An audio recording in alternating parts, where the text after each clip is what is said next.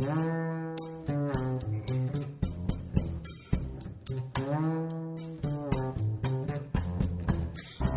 to the Ayaan Hirsi Ali podcast, a home for critical thinking and common sense. Today on the show, I'm excited to welcome Jason Hill. Jason Hill is a professor of philosophy at DePaul University and an honors distinguished faculty member. He specializes in ethics, political philosophy, moral psychology, and United States foreign policy. He's the author of 5 books, including the best-selling We Have Overcome, An Immigrant's Letter to the American People, and What Do White Americans Owe Black People? Racial Justice in the Age of Post-Oppression.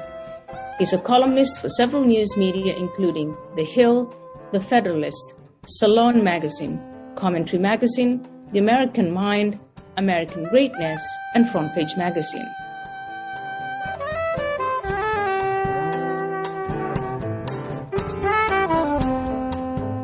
Jason, welcome to my podcast.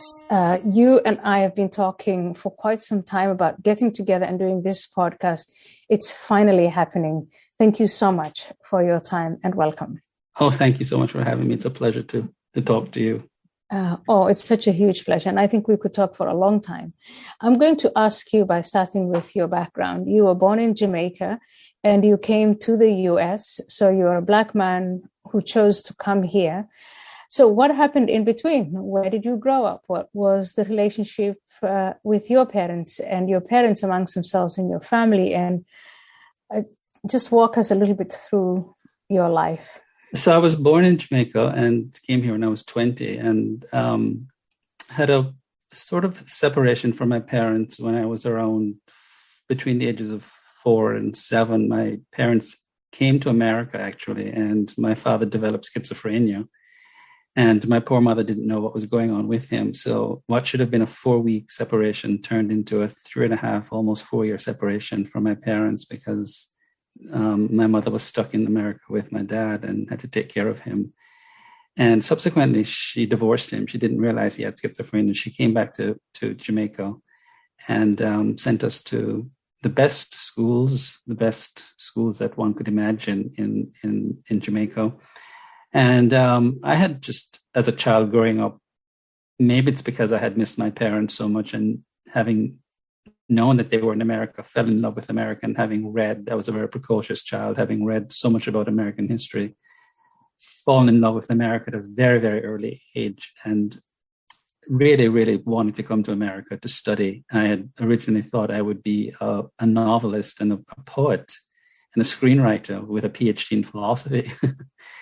And my mother thought my brother and I were too young to come to America. So she decided to pack my grandmother up and said, I'm going to come along to give you moral support. And she came along and I came to America and in 1985 and put myself through school. I worked up to 45 hours a week and went to school full time and graduated magna cum laude at the top of my class and then got a scholarship to do my PhD in philosophy at Purdue University. It was quite a struggle to work so many hours and to remain academically and scholastically at the top of my class. But I wanted to be here because I thought then, and I still do know, that America was the greatest country and the best place for a gay person. Having grown up in Jamaica, I knew I was gay and have realized I had to escape the toxicity of that homophobic culture. And I thought it was the best place for a Black person to be, Black immigrant to be. And I still feel that way almost 37 years. And you say these things like, I worked hard, I graduated at the top of my class.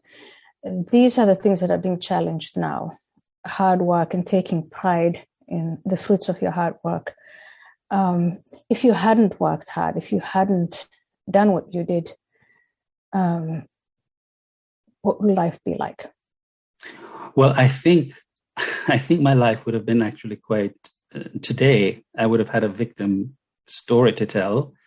And I think, unfortunately, the America that I fell in love with as a child and when I came here is not the America that I'm seeing. I think, Ayaan, what would have happened is that I would have had a wonderful victim story to tell the left, who now enshrines mediocrity and enshrines laziness and codifies traits like excellence and hard work and bravery and grit, tenacity and resilience as attributes of white people. And so it's hard to say. I think I might have been rewarded in a magnificent way. I don't know. But I'm certainly glad that I did not buy into that ridiculous and nefarious notion that to strive for excellence in what, not just scholastically, but to strive for excellence in everything that one pursues, in one's character, in the performance of a job, whether it's selling magazine subscriptions or it's dusting a table to make it clean, that one performs it to the best of one's ability, that these are traits that are personified in my character, that I hadn't fallen prey to this notion that mediocrity is the way to go. But I think I would have had a wonderful victim story to tell the far left, and I might have been rewarded in greater ways that I am rewarded now. Yeah, but it's not like you haven't gone through adversity. You know, you said your father suffered schizophrenia. That means then you had to be looked after by your mother. And my grandparents, yeah. And your grandparents. But still, it's a broken family. You also said you had to deal with the toxicity of a homophobic society, which in some cases can be murderous.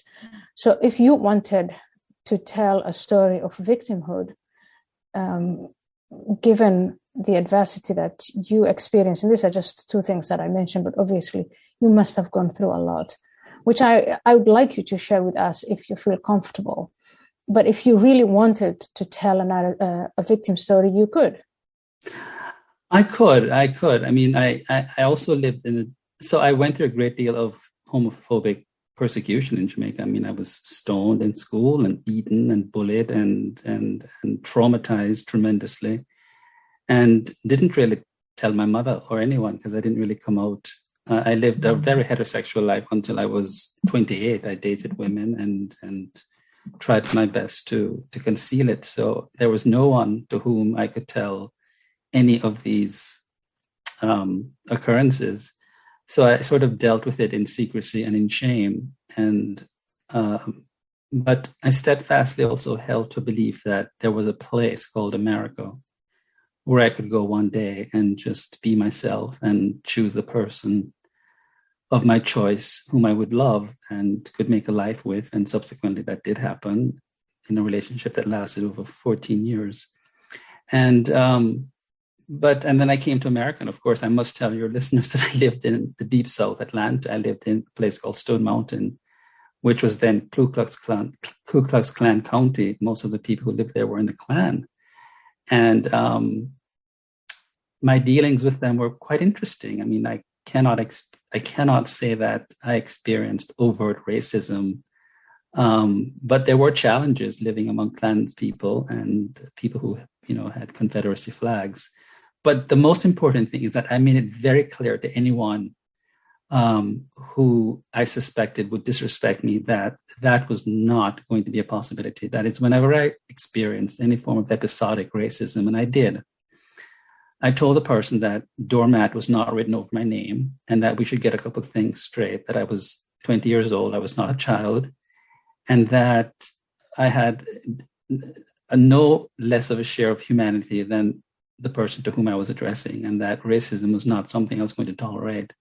So I always tell people that there are times where I was a victim of episodic forms of racism, but I would never, ever attribute or assign to myself the label of being a victim because I dealt with it head on, solved the problem, put the person in their place, and I moved on. And I paid a dear price for this because there were people really mostly on the far left who really wanted a victim story from me, especially in college and later on. And I said, I'm not a victim. I've never been a victim. It's not in my nature to configure my life in a way in which I would be a victim. Even when I was being traumatized as a teenager in Jamaica, I never really saw myself as a victim. I saw myself as someone who was placed in a very unfortunate circumstance, but that internally I had resources, even as a young child, for dealing with these atrocities that were occurring in my life, and that would not in any way make me a bitter person or a cynical person. That somewhere in my soul, I found a way to protect myself and my character from the inflictions of injuries that were being inflicted on me. So my takeaway from what you're telling me now, first, there is the homophobia, the bullying, the exclusion, the shame, the fact that you have to carry this secret as a child, basically, from the people who are closest to you. And then you come to America, and then you have to deal with the blatant racism of the place that you adopted as your home. And you resist falling for the victim narrative and say, I have this internal, I think Ian Rowe would call this agency. Yes. So you have this agency. And if you were to,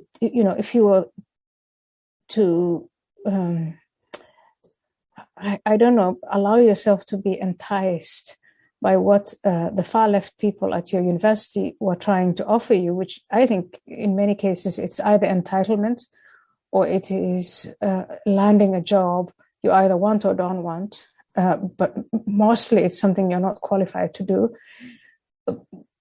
I just wanted to pick through, because all of this is covered in the language of compassion. Mm-hmm.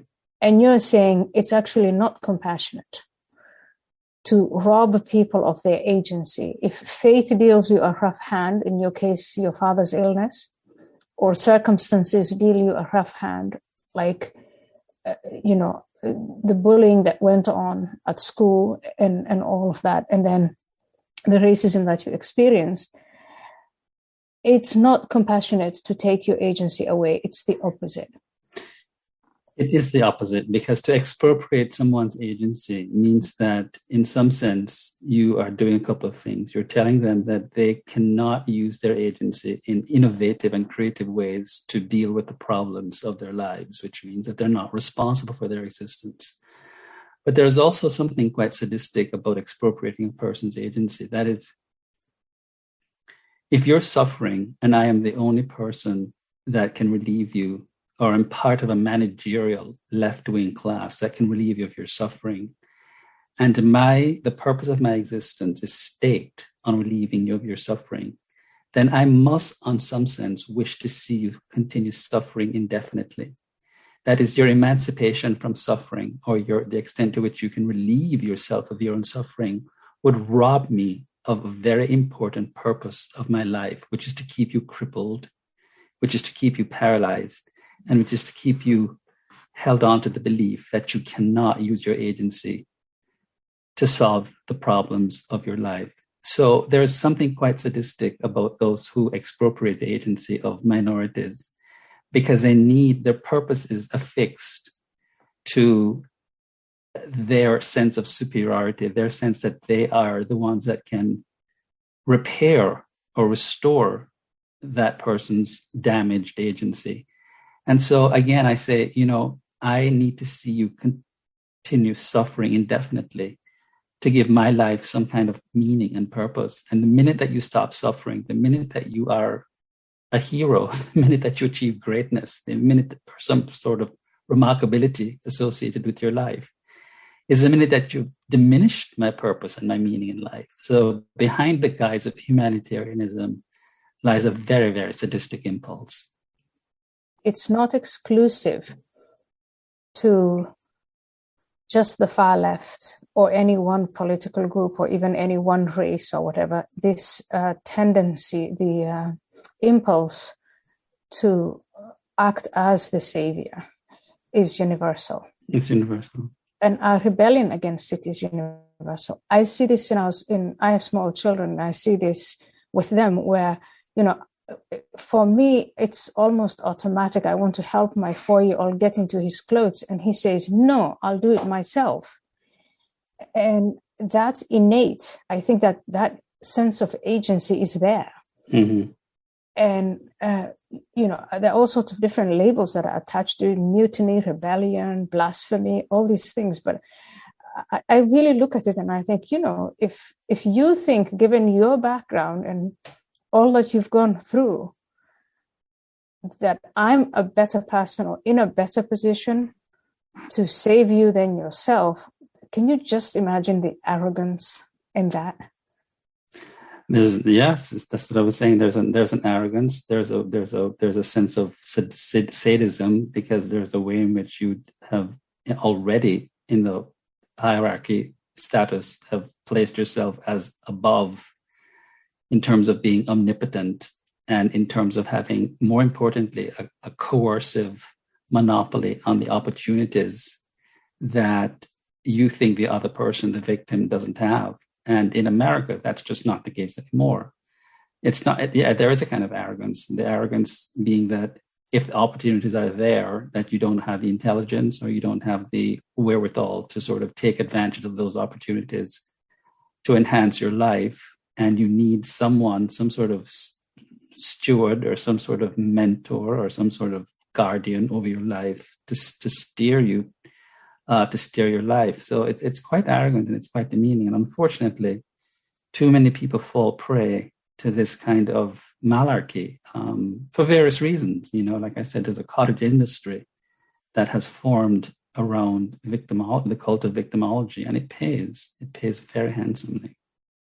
Yeah, and I think a lot of us are paying attention to white supremacy and this supremacy and that supremacy, but we're paying very little attention to this savior's supremacy. And I think part of it, as you say, is sadistic. And I think that's when people do it knowingly, consciously, and they know that they're getting something out of it. But very often, I think it comes from a good place. It is this impulse to help others. And because minorities are painted as people who are help-seeking and people who can't help themselves, a lot gets lost in between the lines. But there are a few people I really want to single out for condemnation for their sadism and their power hungriness. And for me right now, the prevailing example are these leaders of the Black Lives Matter, BLM.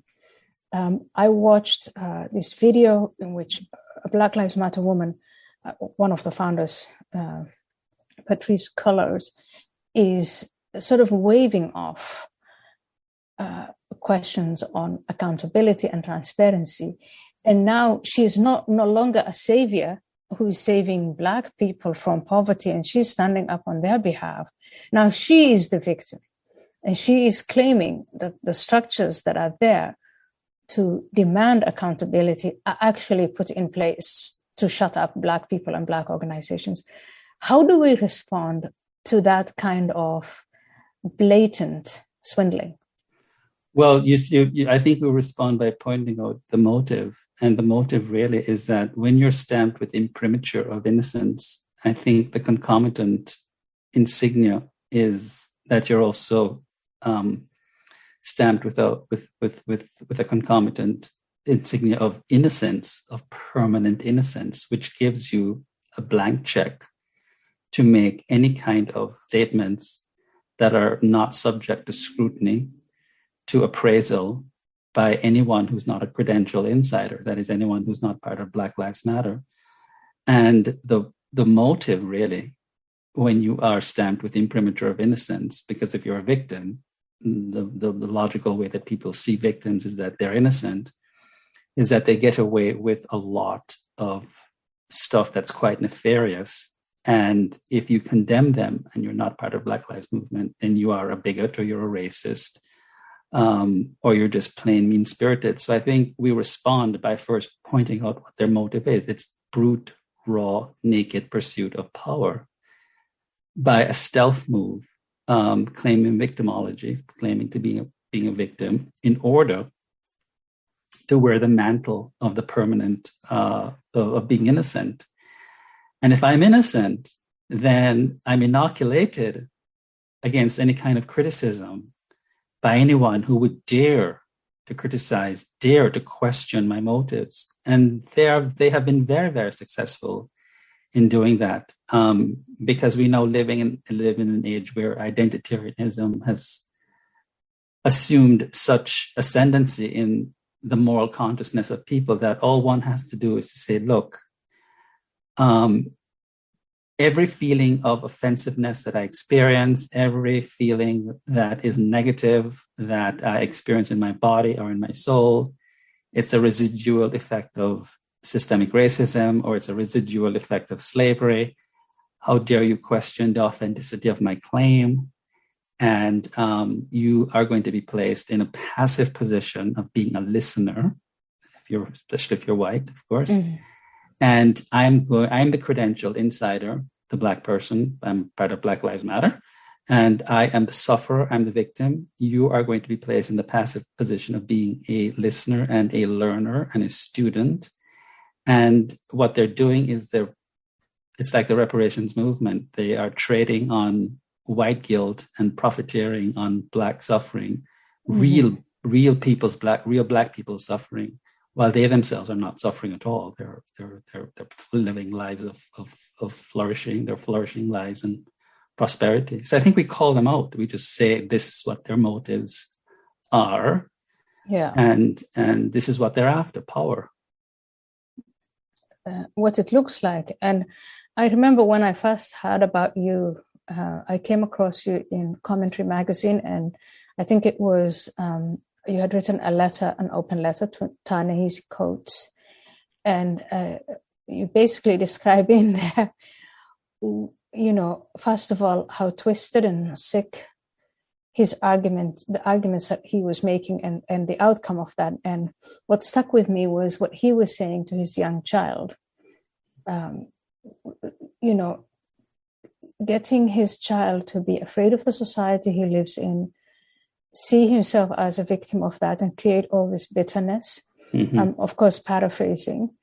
But I want to fast forward and say, oh gosh, that was Ta-Nehisi Coates, and he was writing in the Atlantic, and I don't know how many people read that platform, but he wasn't getting to so many people. And then along come the likes of this Black guy who wrote the book Anti-Racism, Ibram X. Kendi, and then the white woman, Robin DiAngelo. Mm-hmm. And they took Nehisi's philosophical, I don't know if that is the right word to use it, but sort of the ideas that he was working with, and they commercialized it. Mm-hmm. And not only that, institutions within our government, education, corporations, they've bought into this. So now you go everywhere and you see white people are undergoing so-called anti-racism trainings, and it's not limited to the US. There are such cases in beyond the US. I know a little bit about the UK, and this thing has now led a life of its own. And there is sometimes I think there's no stopping this. So calling out is not enough. Well, calling out is part of the strategy, but I think what needs to be also be really emphasized is what the logical terminus of all of this will look like. It's equity, which is equal results from unequal causes. And equity really is just a nice buzzword for socialism. Yeah. Because, we America was not founded on economic equality, it was founded on political equality. We're not all equal. We're not equal in intelligence. We're not equal in moral frugality. We're not equal in frugality. We're not equal in moral prudence. We're not equal in athletic endowments and prowess, I should say. And we're not equal in our values. And very often the outcome of people's actions are the result of the values that they hold. And how do you redistribute values? Mm-hmm. So people need to realize that the outcome of all of this is something like a socialist, Marxist, communist government. That's what the equity movement, under the guise of something that looks quite moral and quite humanitarian, like who would not be in favor of diversity and inclusion, mm-hmm. right? So people get sold through stealth and moral chicanery, a socialist agenda that's very, very hard for average people of good faith to fight, because everybody wants to be on the right side of history. And when you hear diversity, you think, yes, that's a good thing. When you hear inclusion, you think that's a good thing. But most people don't realize the difference between equality before the law and something like equity. And so when I think we do the hard job of spelling out the nefarious consequences and results of what equity would actually look like, I think we'll see more of an uprising, especially among parents and especially among people who still are defenders of the free market system. But there's still a great deal of ignorance that equity is shrouded in. People still conflate it with something like equality, and they really don't understand that the transgression of rights that are involved in achieving something like equity. And so I think a great deal of conceptual work really needs to be done on that level. And that brings me to the things that are going on today. One of the issues I think where it's like one of those topics most people want to avoid because they think they don't have the answer, or they think it's one of those problems that just become axiomatic. And this is the issue of immigration. You're an immigrant, I'm an immigrant. And it kind of, I always try and, when I have opponents who are telling me how awful America is, systemically racist, structurally racist, there is no justice, I just pause and say, but why are all these people trying to get in, and they're risking their lives to get in? What is it that America has? And there's always this silence of, okay, let's change the subject. But then let's go to the border. The people on the other side who are desperate to come in, they're coming in from places where socialism has actually been experimented with and it has failed. Mm-hmm. And all of these other wonderful sounding, compassionate systems have been given a chance and it has all failed. So I don't want to use immigration just as a way of winning arguments when defending America and when defending Western civilization. I also want to address the issue, what do we owe the immigrants of today, the people on the other side of border, and how much does compassion inform us? Well, let me say that immigration is a privilege and it's not a human right. And because every single country I'm very pro-immigration, but I think that every country has the right to vet its immigrants and to determine by fair criteria the number of immigrants that get let in and the sorts of immigrants that get let in, and compassion has to play some role. There are any number of refugees that are suffering through no fault of their own who deserve to be let into this country, provided that they don't have criminal records, who can contribute enormously to this country's well-being. But I think that the whole immigration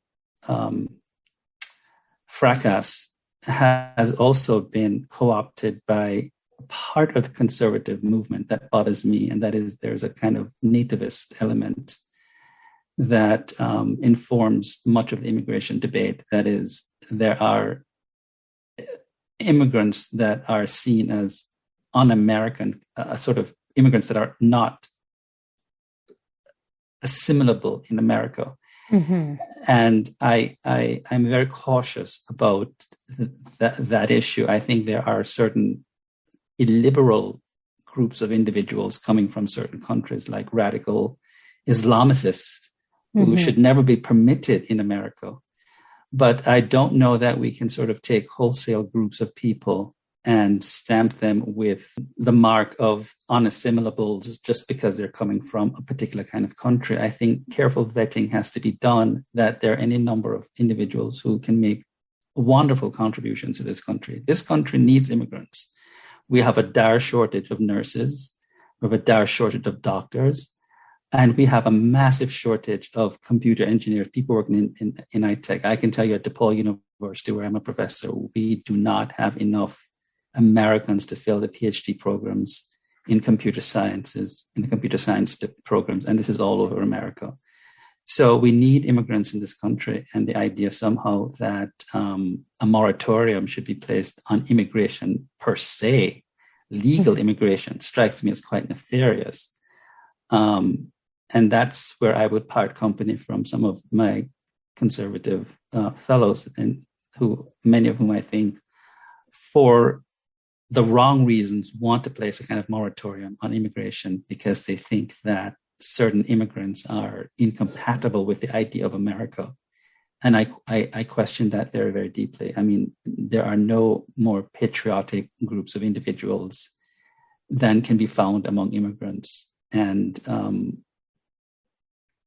I do think that compassion has some role to play in it. There are refugees and there are individuals who are escaping from horrific conditions that they did not create, and that America, I think, and I'm going to go to a limb here, as an ethical responsibility to examine and to consider taking in, and who could make wonderful contributions to this country. Historically, that has been the case.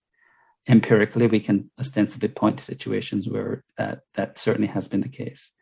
And I see no reason why we should discontinue looking at immigration from that perspective, while still retaining the idea that a country, I'm not for open borders. So, right. So, but we don't have to go to the extreme to defend a principle of legal immigration, and where compassion also informs our sentiments and our judgments, more importantly.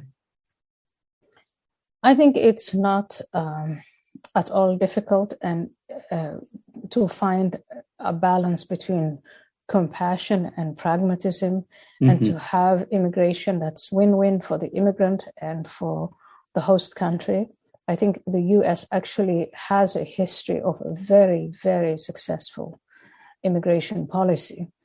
I think the problem, and I've been an immigrant in Europe, I've been an immigrant in Africa, I've seen immigration systems that don't work. And I've been in contexts where there is no immigration system. People just come because the host nation doesn't have the means to shut them out.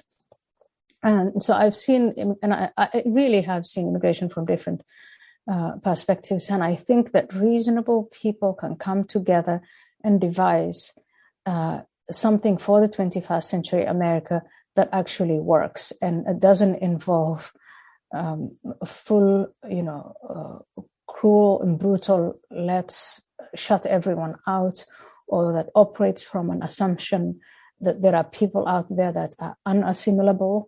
I think all of that can be shut out. I think where we get into trouble is, and we're going back to the left, is this production of narratives where they develop one narrative, this open borders, anything and everything goes, which we're witnessing now. It's quite a mess. And anyone who questions that is labeled not compassionate and hard, xenophobic and hostile. And I think that is what causes the crisis, this constant hijacking of very serious issues. We're talking about immigration now, but the same applies to climate, the same applies to poverty, the same applies to racial relations, women's rights, gay and transgender rights. The left is constantly developing these narratives that if you don't agree with them, you're committing some kind of blasphemy. And that takes me in a roundabout way back to free speech. And the people who control the platforms through which we communicate today. I'm talking to you on the day that the news is coming, and I had it yesterday, that Elon Musk bought Twitter. And I'm sure there are, I's to be dotted and T's to be crossed, but it's pretty much a done deal. And what does that mean for the future of free speech? And I just wanted to get your thoughts on that. Well, I hope it means that we really will have free speech in the sense that in the same way that you cannot commit libel, you cannot commit slander, you cannot commit false advertising. So free speech has to be contextualized, right? Free speech is not an absolute in the ways that I just spelled it out. But I hope that we will have a platform where people can have divergent viewpoints, and that these divergent and a multiplicity of viewpoints that clash and contest among themselves can be aired openly. And you won't have what you used to have or still do have on Twitter, which is something like shadow banning and kicking people off of platforms because it's not that they're spreading false information, it's that they're holding views that are unorthodox, or they depart from the received wisdom of those who take themselves to be the vanguards of truth. And so my hope is that Musk means what he says when he says he really hopes to uphold the First Amendment and keep free speech alive, that we will have a forum where forum in which divergent viewpoints can be truly aired. It's yet to be seen, right? Because Elon Musk is going to be beholden to many. It's not just his voice alone. He's going to be. Yeah, there are constraints, of course. There are constraints in place, and he said it in that TED talk.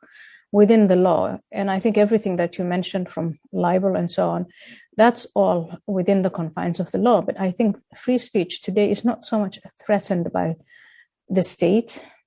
And, in America, if you cross the law, we litigate, and the Supreme Court has the highest word in this. Mm-hmm. But the threat to free speech is coming from this concentration of power in the hands of few people who control these platforms that are used as a place of exchanging ideas. And and I'm repeating to you some of the complaints that I hear, I'm repeating them to you because I think there's a validity there in these complaints, that if you have power concentrated in the hands of a few, and these few people agree on almost everything, and they declare things that they disagree with as blasphemous or disinformation, misinformation, they use that power then to shut up and shut off voices that they don't hear. And so for me, someone from within that group taking a different position and saying, I'm sorry, I'm going to buy this big platform and I'm going to allow people to say whatever the heck they want to and debate these important issues, as long as that's within the law, I think that speaks really to the unique characteristics of America. That is a place where you can have that. Just at the bleakest moment when we thought we were all going to be having to change the way we speak and the way we communicate to kowtow to this small group of people whose ideas we have to guess. Sometimes we don't have to guess. Mm-hmm. Then an individual rises up and says, we can do it differently. It just shows it is possible and it's worth it to stand up and fight for what you believe in. This is the remarkable thing about America. That's why we should never sort of, give up on the possibility for change, because there is always, I always like to think that so long as there's one thinking person of goodwill left who gets sick and tired of the status quo, there is always hope. And I think Substack is a good counterpart to what I hope we will see on Twitter now that Elon Musk has bought it, that Substack is an alternative to people who have just grown sick and tired, myself included, of submitting articles to magazines and waiting 3-4 weeks, to hear from them, and then just to get a rejection letter saying no because I don't like this particular point, or and so Substack has been a wonderful alternative, and I think I hope that Twitter becomes the tweeting alternative, or analog. I must say, the tweeting analog to something like a Substack, where people really can share their views and have a multiplicity of viewpoints, and all of us emerge the better for it. Yeah. I think that it is, again, I just really, when I was reading your books and your work, and I really appreciate the way you describe these characteristics of America, what makes it different from other places. And there are these self-correcting mechanisms. So I'm just working on an article on Black Lives Matter. And it's almost 2 years ago since George Floyd's death. And there were times in the last 2 years that I thought, you know what, I don't think this is just too far gone. I don't know how we're going to come back from this self-destruction. But then what I notice again is the failure of this group in such a spectacular way for everyone to see.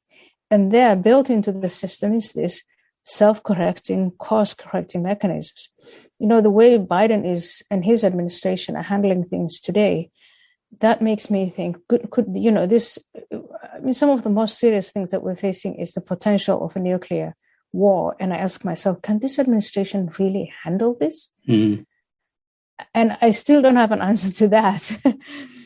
But I think of myself as an optimist, and I'm always looking for ways of, surely, if we,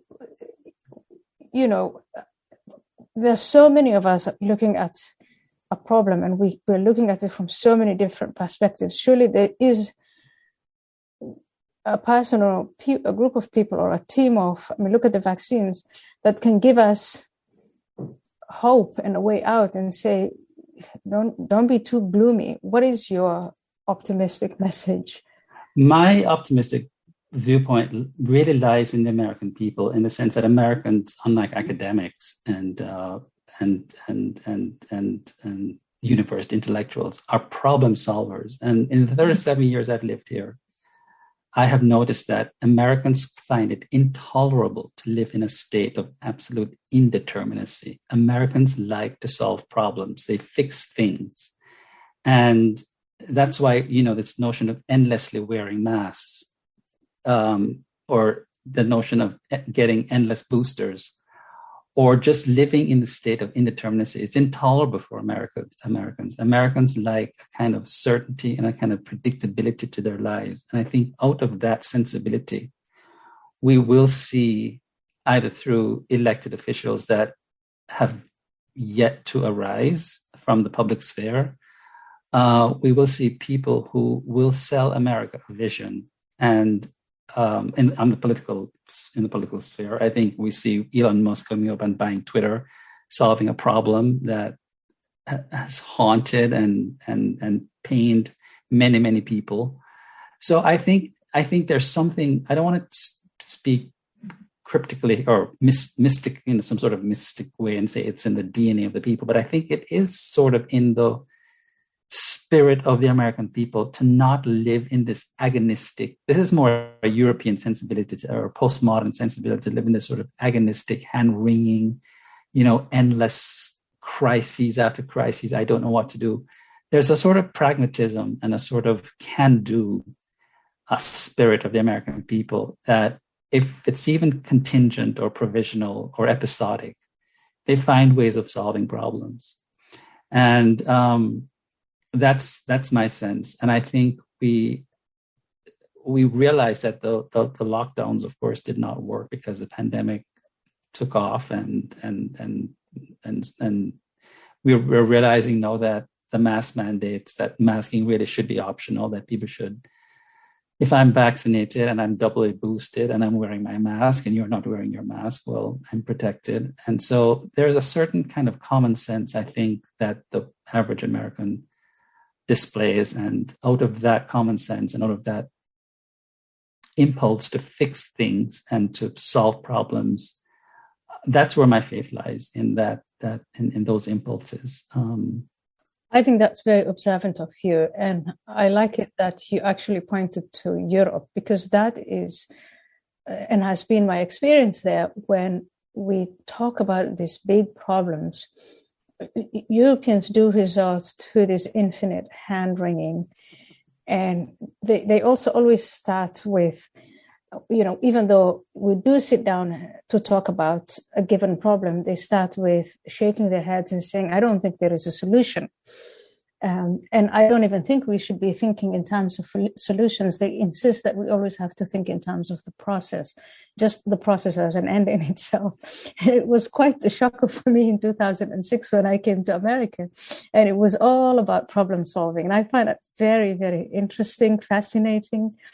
And now I just want to say I'm actually witnessing the way this happens, this constant experiment that America is, and every new generation of Americans where the pendulum swings this way and then swings back the other way. And for those of us who haven't been here long enough, it kind of seems a little,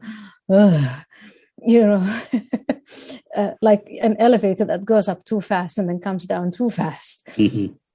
But maybe that really is what we need to get used to, that we're going to see people who want to take America and the world with them down the drain.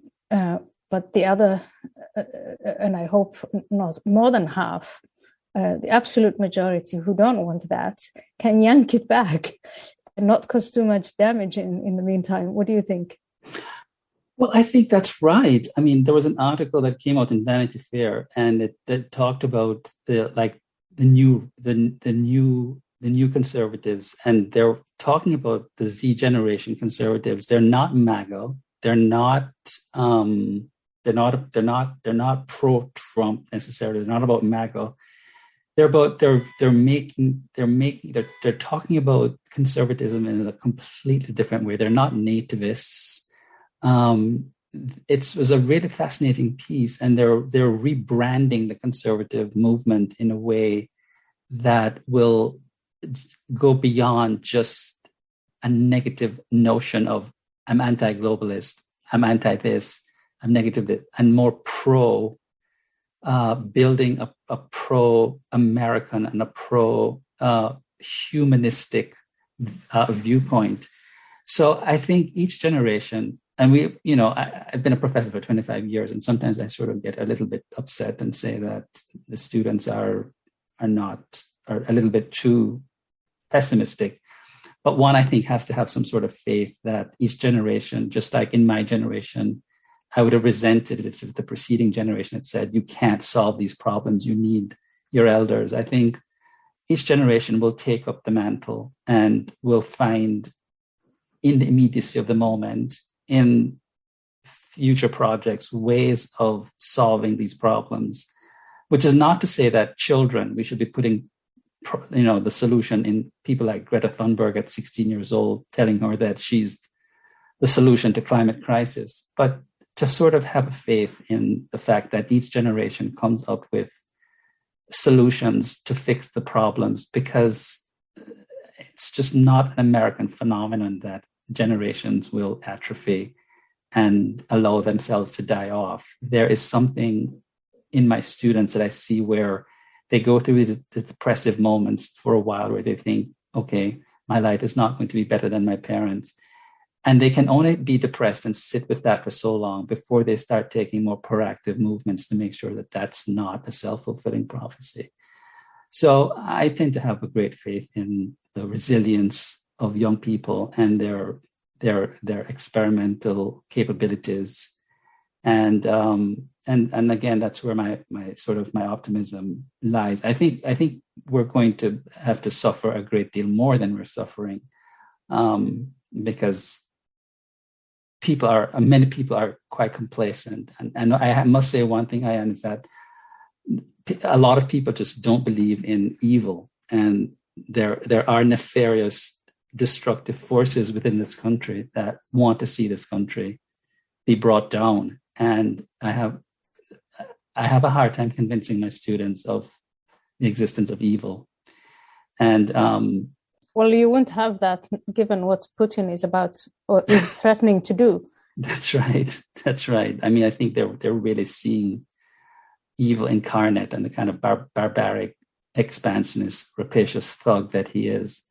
But even in their own country, they don't really understand that there are forces that are determined to, bring about the denigration of capitalism and the free market enterprise system, and that there are forces, destructive forces, and that there are pawns themselves, a very destructive game. And but I think in time, when they go into the world and they become competitors with other countries, and they will, my hope is that they will certainly waken from their slumber and their little curated silos that they live in right now. I think it's part of adolescence to sort of be rebellious and be apathetic and be sulky, and that's what we see a little bit more now. I'm seeing among the college students, but I would like to think that sort of attitude or estate is not one that is tenable, and I think that great things will emerge from future generations. But I think we are really going to have to suffer a great deal more, because people I see it in these movements that spring up, the trans right politics, the Black Lives Matter movement, and to get my students to understand that one does not have to be against trans people, one does not have to be against.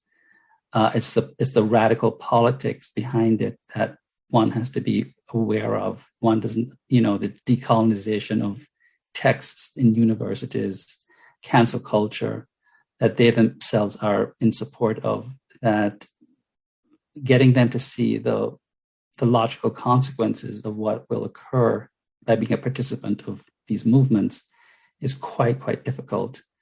But one can only hope that with time and with a great deal of suffering on their part by being participants in these movements, that they will eventually mature.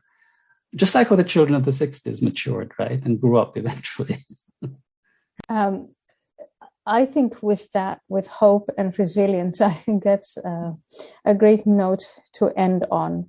And the thing with resilience is, I think if you are surrounded by peace and predictability, order, wealth, or rather affluence, it becomes easy for people to lose touch with nature. Yes. And the nature of mankind, and I'm using this mankind in sort of the old-fashioned, because you can tell by the way I talk that I haven't yet contaminated my speech wholly with this new woke nonsense. But I think what you say about resilience and hope and confidence in one another, that we can turn things around, and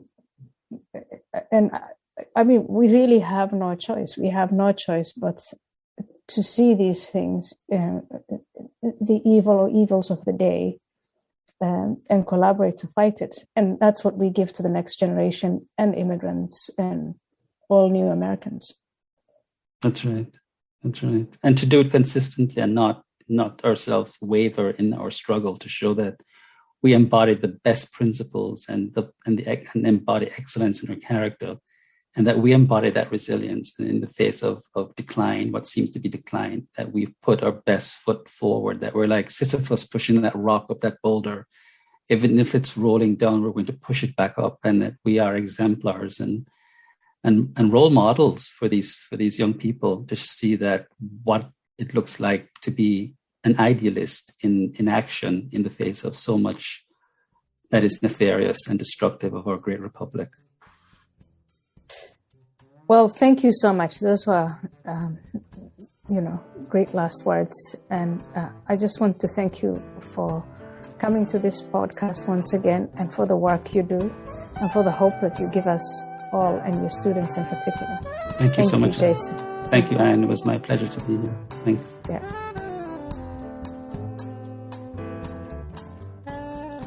Thank you for listening to the Ayaan Hirsi Ali podcast. If you've enjoyed this podcast, please consider giving it a 5-star rating on Apple or Spotify. And as always, looking forward to the next conversation.